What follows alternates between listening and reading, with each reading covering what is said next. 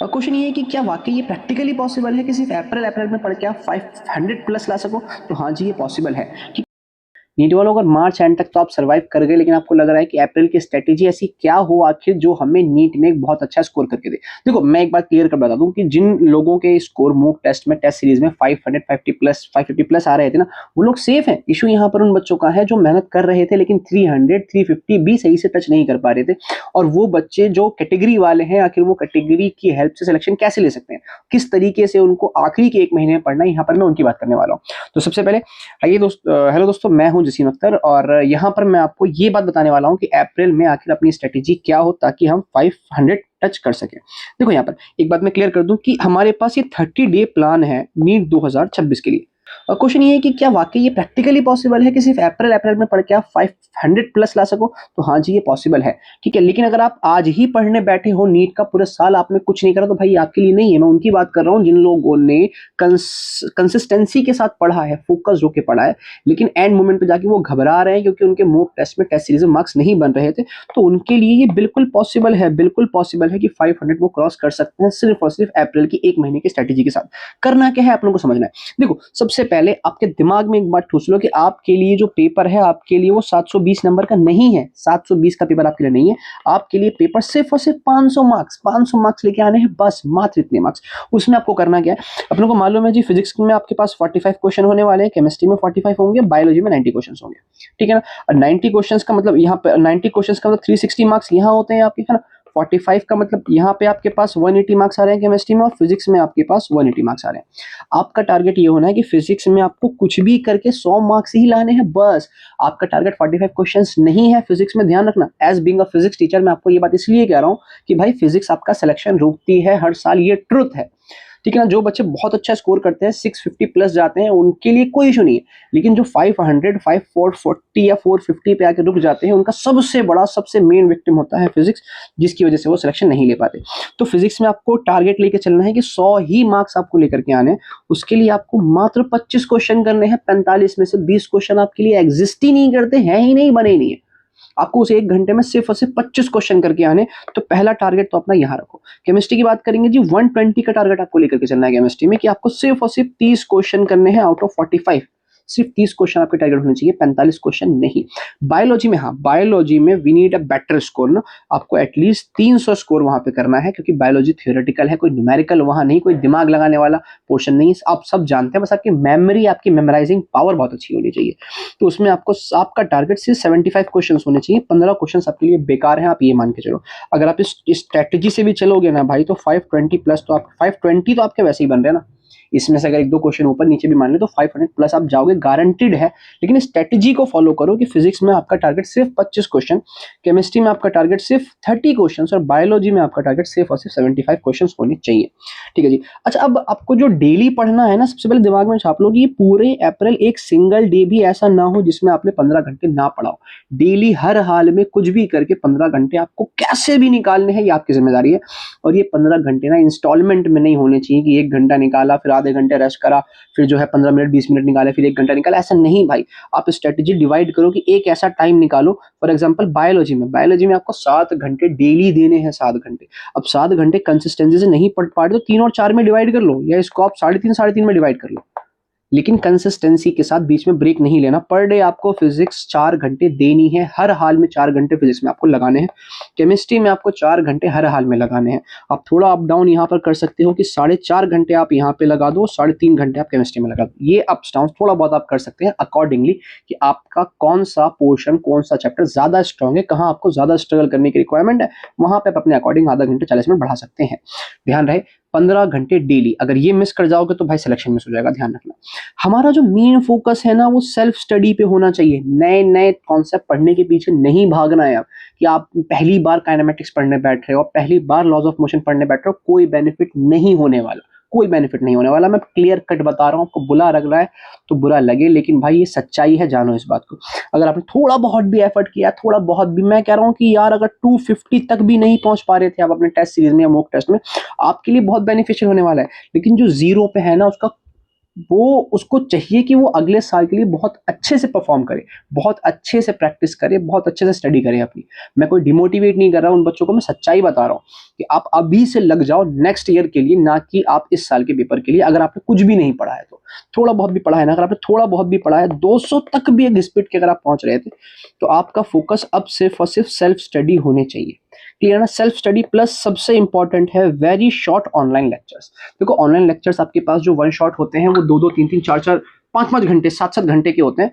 बहुत best lectures हैं वो। आपने किसी से भी पढ़ा हो, आपने पीडब्ल्यू से पढ़ा हो, आपने एलएन से, आपने आकाश से, आपने कोई भी बैच ज्वाइन किया हो ऑनलाइन, डजेंट मैटर। लेकिन जो उनके लेक्चर्स होते थे ना, वो आपको टॉपिक्स को बहुत डीपली एक्सप्लेन करने के लिए, अच्छे समझाने के लिए हुआ करते थे। उसके लिए आपको पूरा 1 साल चाहिए था, इतना टाइम अब नहीं है अपनों के पास। तो आपका फोकस होने चाहिए वो लेक्चर्स जो बहुत शॉर्ट है, बहुत छोटे लेक्चर्स है, जो 1-1.5 घंटे मैक्सिमम से मैक्सिमम हद मार के 2 घंटे में चैप्टर्स को खत्म कर रहे हैं। उससे ऊपर आपका टारगेट नहीं होना चाहिए। ठीक है जी। और जिन लेक्चर्स को आप पहले ही देख चुके हो, उनको देख के टाइम वेस्ट नहीं करना है, वो टाइम वेस्ट कराएंगे। आपका टारगेट होना चाहिए वो लेक्चर्स आप कहीं से भी ढूंढो। इवन मैं कुछ बताऊंगा आपको, मैंने भी कुछ अपलोड्स किए हैं, वो बताऊंगा आगे। बाकी आप जहां से आपका मन करे, जिसका आपको बेटर समझ में आता है यार, वो करो। मुझे खुद को प्रमोट यहाँ पे नहीं करना, आपके लिए स्ट्रेटेजी बनानी है कि आपको कैसे मार्क्स गेन करना है आखिरी के 1 महीने में। तो जो टीचर बेटर आपको लगता है, जो आपको चैनल बेटर लगता है, आप वहां से देखें। मैंने भी डिजाइन किया है बहुत शॉर्ट पीरियड में, बहुत शॉर्ट पीरियड में, जहाँ पे 40 मिनट में 48 मिनट्स में मैंने मोशन इन प्लेन खत्म किया है। 1 घंटे 22 या 1-1.5 घंटे में लॉज ऑफ मोशन कवर किया है।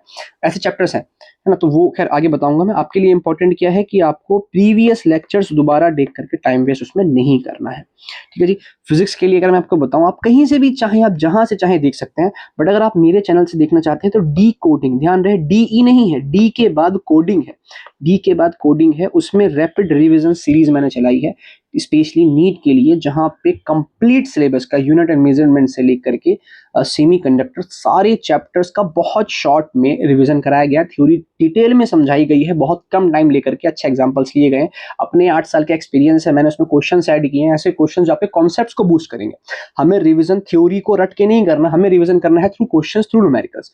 तो जो इंपॉर्टेंट पीवाईक्यूज हैं, जिनके रिपीट होने के चांसेस या उनके रेप्लिका क्वेश्चंस रिपीट होने के चांसेस बहुत ज्यादा होते हैं ना, मैंने उन पीवाईक्यूज को भी कवर किया है। केमिस्ट्री के लिए लेनिस्टा अकेडमी है, लेनिस्टा अकेडमी स्पेलिंग देख लो। यहाँ पर कुछ सीरीज चल रही है, एग्जाम्पल आखिरी युद्ध के नाम से, या फिर रैपिड रिवीजन या वन शॉट सीरीज चल रही है, उसको आप देख सकते हैं। केमिस्ट्री के लिए काफी अच्छा आपका रिवीजन हो जाएगा। और बायोलॉजी, भाई बायोलॉजी एनसीईआरटी से ही पढ़ो, सबसे मेन एनसीईआरटी है, एक एक लाइन उसकी इंपॉर्टेंट है। और टाइमिंग बताई ना मैंने आपको, 7 घंटे डेली बायो में लगाने हैं, 4-4 घंटे फिजिक्स केमिस्ट्री में। इसके अकॉर्डिंग आप इन लेक्चर्स को और अपने सेल्फ स्टडी को डिवाइड करेंगे। ठीक है जी। अब आपको ध्यान रखना है कि आपको क्या नहीं करना है, जो सबसे इंपॉर्टेंट आपके लिए, कि आपको बहुत सारी डीपीपी सॉल्व नहीं करनी है, टाइम वेस्ट करेंगे, इतना टाइम आपके पास नहीं है। आपका जो मेन टारगेट है वो होना चाहिए अब 38 ईयर के पीवाईक्यूज। और पीवाईक्यूज रटने नहीं है, उनको कोशिश करके उनके कॉन्सेप्ट्स पे ध्यान देना है कि किस तरीके से यहाँ कॉन्सेप्ट्स को अप्लाई किया था। आपका फोकस होना चाहिए मोस्ट रिपीटेड टॉपिक्स के ऊपर, वो टॉपिक्स जिनके क्वेश्चंस कई बार रिपीट हुए हैं। और आपको शॉर्ट ट्रिक्स हर जो जिन जिन क्वेश्चंस में, जिन जिन टॉपिक्स में आपने शॉर्ट ट्रिक्स पढ़ी होगी, फॉर एग्जांपल जी, हम कई बार शॉर्ट ट्रिक पढ़ते हैं ना एक्सेलरेशन के लिए, क्या नाम है, F net upon M total, या फिर वर्क डन कितना करना होगा हमें किसी चेन को ऊपर खींचने में, अगर उसकी जो है एन टाइम्स लेंथ लटकी हो, तो हम जी कहते हैं ना M G N square upon 12 करके जो फॉर्मुले आपके पास है। जितने शॉर्ट ट्रिक्स हैं सारे के सारे आपको ध्यान रखने हैं। ठीक है ना? और आपको हाईलाइट करने हैं इंपॉर्टेंट वर्ड्स, ऐसे वर्ड्स जो हमें फंसाते हैं कई बार, जो हमें क्लियर नहीं करते हैं। फॉर एग्जाम्पल अगर आपके पास आ जाए ऑर्थोगोनल, है ना, ये तो खैर बड़ा हम सबको मालूम है कि 90 डिग्रीज का मतलब होता है। कई बार questions conservation of linear momentum के होते हैं, जहां पे वो कहता है जी कोई चीजें ब्रेक हो रही है, कोई चीजें स्प्लिट हो रही है, फ्रेगमेंटेड हो रही है ना, इस तरह की ब्लास्ट हो रही है। ऐसे इंपॉर्टेंट वर्ड्स पे आपका फोकस होना चाहिए जो आपको फंसाते हैं। इसका आप उसको हाईलाइट करके रखिए, दिमाग में छप जाए, दिमाग से निकलना वो चीजें। ठीक है ना? आगे हम बात करेंगे बायोलॉजी में। तो देखो बायोलॉजी में सबसे इंपॉर्टेंट है एग्जाम्पल्स। हर चैप्टर के सारे एग्जाम्पल बहुत बहुत बहुत इंपॉर्टेंट होते हैं। साइंटिस्ट के नेम अगर वहां पे आ रहे हैं वो आपके पास इंपॉर्टेंट है। और फैक्ट और डाटा जितना भी हर चैप्टर में होगा ना, जो भी डाटा आपके पास गिवन है, कोई एग्जाम्पल लिया गया है, किसी का कोई मास लिया गया है, उसको लिखते चलो। हर चैप्टर का नाम लिखो, नीचे लिखो कि ये डाटा है। अगर साइंटिस्ट का नाम है तो उस चैप्टर में उस साइंटिस्ट का नाम भी लिखे। और एनसीईआरटी, एक एनसीईआरटी टैबलेट बायोलॉजी करके एक बुक आती है, ये बहुत जबरदस्त जबरदस्त है बायोलॉजी के लिए। नीट में किस साल किस लाइन से किस पेज से एनसीईआरटी के क्वेश्चन है ना, सब कुछ इसमें मेंशन कर रखा है। अगर आप लोगों के लिए फिजिबल हो तो ये बुक आप परचेज करें, आपके लिए बहुत अच्छा रहने वाला है। और केमिस्ट्री और फिजिक्स के लिए भाई आप हर चैप्टर की फॉर्मूला शीट बनाएंगे। 30 दिन आपके पास है ना, डेली चैप्टर पढ़ना शुरू करो, डेली पढ़ना शुरू करो। अच्छा, डेली का मतलब ये नहीं है कि ईएम वेव जैसे चैप्टर को भी आप पूरा एक दिन दोगे, ईएम वेव जैसे चैप्टर को एक दिन नहीं देना है ना। इसका ये मतलब नहीं है कि आपके पास जो है मैग्नेटिज्म जैसे चैप्टर को आप एक दिन दोगे, इतना टाइम आपको वेस्ट नहीं करना। थर्मोडायनेमिक्स में आप एक दिन दोगे, जो चैप्टर्स आसान है उसको एक दिन में कवर करो, 2-3 चैप्टर कंबाइन करके। ईएम वेव और मैग्नेटिज्म जैसे चैप्टर एक दिन में खत्म होना चाहिए, पूरी मॉडर्न फिजिक्स आपकी एक दिन में खत्म होनी चाहिए। टाइम बचेगा लास्ट में, कम से कम आपके पास 10 से 8 दिन बचेंगे एक्स्ट्रा, जिसमें आप और चीजें भी कर सकते हो। ठीक है ना, तो टाइम वेस्ट नहीं करना छोटे चैप्टर्स को बहुत ज्यादा टाइम दे करके। ठीक है जी। बायोलॉजी में देखो, मैंने बताया कि हमारी स्ट्रेटेजी होनी चाहिए लास्ट में वो टॉपिक्स जो बहुत ज्यादा रिपीटेड है, बहुत ज्यादा इंपॉर्टेंट है। अगर मैं बात करूं बायोलॉजी की क्लास 11 के most important chapters, plant kingdom की बात करूं तो हर साल 4 क्वेश्चन आ रहा है प्लांट किंगडम से। एनिमल किंगडम से भी हर साल 4 क्वेश्चन है। सेल से, यूनिट ऑफ लाइफ, हर साल 4 क्वेश्चन यहां से आते हैं। और बायोमोलिक्यूल सबसे इंपॉर्टेंट है, क्लास 11 के पोर्शन की बात कर रहा हूं। बायोमोलिक्यूल से 5 क्वेश्चन हर साल आपको देखने को मिलते हैं। क्लास 12 में आपके पास मॉलिक्यूलर बेसिस ऑफ इनहेरिटेंस से 6 क्वेश्चन हर साल आ रहा है भाई। ह्यूमन रिप्रोडक्शन से 5 question, human health and disease से 6 क्वेश्चन। बायोटेक्नोलॉजी भी 2 पार्ट में है, जहां पे आपका प्रिंसिपल एंड प्रोसेस है और जहां पर आपका एप्लीकेशन है। तो बायोमोलिक्यूल्स में 6 क्वेश्चन आपके पास प्रिंसिपल एंड प्रोसेस से, और एप्लीकेशन से हर साल 5 क्वेश्चन आपको देखने को मिल जाता है। बहुत इंपॉर्टेंट चैप्टर्स है जो बता रहा हूँ। फिर इसकी बात करेंगे तो क्लास 11 में यूनिट एंड डायमेंशन 3 क्वेश्चन मान के चलो हर साल आपको दिखता है। काइनेमैटिक्स 1D 2D जहां सर्कुलर मोशन भी कंसीडर कर रहे हैं, 4 क्वेश्चन हर साल। लॉज ऑफ मोशन 4 क्वेश्चन हर साल। Work energy power 2 question. Thermal physics से 4 क्वेश्चन। थर्मल फिजिक्स में आपके पास क्या आ गया, thermodynamics, kinetic theory of gases और thermal properties of matter. Chemistry की बात करेंगे क्लास 12 की बात करेंगे तो क्लास 12 में इलेक्ट्रोस्टेट से 3 क्वेश्चन, करंट इलेक्ट्रिसिटी से 4 क्वेश्चन, मॉडर्न फिजिक्स से 5 क्वेश्चन, सेमीकंडक्टर से 3 क्वेश्चन। आपको रिवीजन सारा करना है, लेकिन ये चैप्टर्स वो हैं जो बहुत ज्यादा स्ट्रॉन्ग तरीके से करना है कि ये तो गलती से भी नहीं छूटना चाहिए अगर आ गया तो। केमिस्ट्री की बात करेंगे तो केमिस्ट्री में इनऑर्गेनिक में अगर आप बात करोगे तो पीरियोडिक टेबल से 2 क्वेश्चन आते हैं। केमिकल बॉन्डिंग से 3 क्वेश्चन है। कोऑर्डिनेशन कंपाउंड से 3 क्वेश्चन है। पी ब्लॉक से 3 क्वेश्चन है। डी एंड एफ ब्लॉक से हर साल 2 क्वेश्चन आपको देखने मिलते हैं। आपको मालूम है ये सारा थ्योरेटिकल चैप्टर है भाई, थ्योरेटिकल है। बहुत आसान होगा अगर आप बहुत थोड़ा बहुत भी अच्छे से पढ़ लोगे उसको। 4 घंटे डेली दो, बहुत कंसंट्रेट होकर पढ़ो इन इनऑर्गेनिक केमिस्ट्री के पोर्शन को। फिजिकल केमिस्ट्री की बात करें तो मूल कंसेप्ट से हर साल 1 क्वेश्चन आ रहा है। सॉल्यूशन से 2 क्वेश्चन आ रहे हैं। इक्विलिब्रियम से 4 क्वेश्चन आ रहा है। एटॉमिक स्ट्रक्चर फिजिक्स में भी आपके लिए आसान हो जाएगा, 2 क्वेश्चन हर साल है। केमिकल काइनेटिक्स से 1 क्वेश्चन आपको हर साल देखने को मिल रहा है। ऑर्गेनिक की बात करेंगे तो ऑर्गेनिक में आईयूपीएससी और नोमन आइसोमरिज्म से 2 क्वेश्चन आते हैं।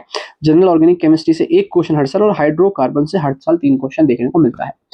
अब ये जो स्ट्रेटेजी मैंने आपको बताई ना, ये बिल्कुल फाइनल स्ट्रेटेजी आपकी होनी चाहिए लास्ट के 1 महीने के लिए। मैं कोई झूठे दिलासे आपको नहीं दे रहा हूं, ये मैं अपने एक्सपीरियंस से बता रहा हूं। और आप ये करके देखो, आप खुद रिजल्ट मुझे बताओगे कितना बेनिफिट आपको at the end of the day आपको कितना बेनिफिट हुआ है इस स्ट्रेटेजी के साथ।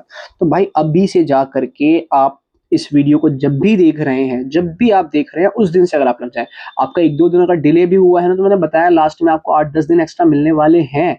स्पेशली अगर मैं फिजिक्स की बात करूं तो उसमें 2-3 चैप्टर्स एक दिन में आप कैसे नहीं पढ़ जाएंगे। मॉडर्न फिजिक्स खत्म हो जाएगा एक दिन में, थर्मल फिजिक्स आप एक दिन में निपटा सकते हो, ईएम वेव मैग्नेटिज्म जैसे चैप्टर आप एक दिन में खत्म कर सकते हैं। तो जो टाइम वेस्ट करने वाले चैप्टर्स नहीं है वो आपका टाइम बचाएंगे। तो आप बहुत अच्छे से इस लास्ट मोमेंट पर भी स्ट्रेटेजी कर सकते हो। तो इस स्ट्रेटेजी को आप 0 टू हीरो स्ट्रेटेजी कह सकते हो जो आप लोगों ने यहाँ बनाई है। क्लियर ना? तो आप सभी को ऑल द बेस्ट, बहुत अच्छे से प्रिपरेशन करें। इवन अगर आपको किसी टॉपिक में, किसी चैप्टर में, किसी कॉन्सेप्ट में, किसी क्वेश्चन में डाउट है ना, तो मेरे किसी भी वीडियो पे कमेंट करके कमेंट सेक्शन में आप बता दो कि सर जी मुझे ये समझ में नहीं आ रहा है।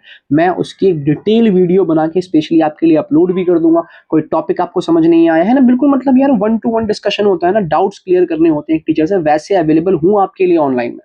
आपके लिए अवेलेबल हूँ हमेशा ऑनलाइन। इवन जो मेरे आसपास घर के रहता है मैं उसके लिए ऑफलाइन भी अवेलेबल हूँ। किसी भी टाइम आप मुझे मैसेज कर सकते हैं। अगर मैं अपना नंबर लिखूँ तो 9582893506, ये मेरा नंबर है। इस पे आप जब मन चाहे रात के 3 बजे भी डाउट पूछोगे, मैं बिल्कुल क्लियर करूंगा आपके डाउट्स। ऑनलाइन समझना है आपको तो मुझे कमेंट सेक्शन में कर दो या व्हाट्सएप पे लिख के भेज दो। मैं आपकी डिटेल वीडियो बना के अपलोड करूंगा उस पर्टिकुलर टॉपिक का, उस पर्टिकुलर कॉन्सेप्ट का, उस पर्टिकुलर क्वेश्चन का। तो भाई आप सभी को all the very very very best.